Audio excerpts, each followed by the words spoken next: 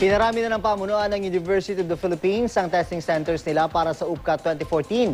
Pero karamihan sa examinees sa UP Diliman campus pa rin dumagsa sa pag-asang makapasa at maging scholar ng bayan. May ulat ang daspa si Jay Sabales. Jay! June ngayon nga ay kalawang araw ng UPCAT exams at kahit na umulan ay hindi pa rin natinag ang pila ng second batch na mag-exam. Narito ang report. Mahaba pa rin ang pila ng examinees ng UPCAT dito sa Diliman campus kahit may bigla ang pagbuhos ng ulan.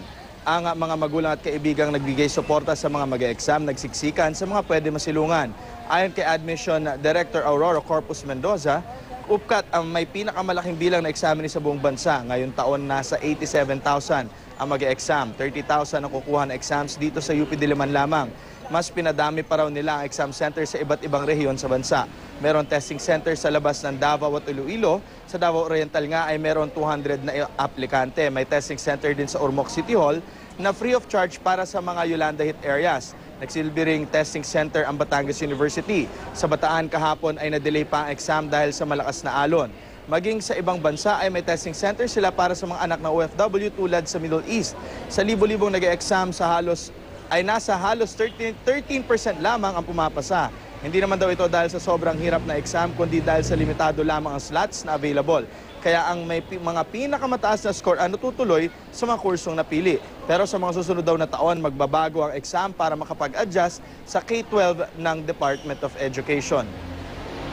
Admissions policy must be directed towards the selection of the best students, and these best students should have a high probability of succeeding, that means of completing their degree.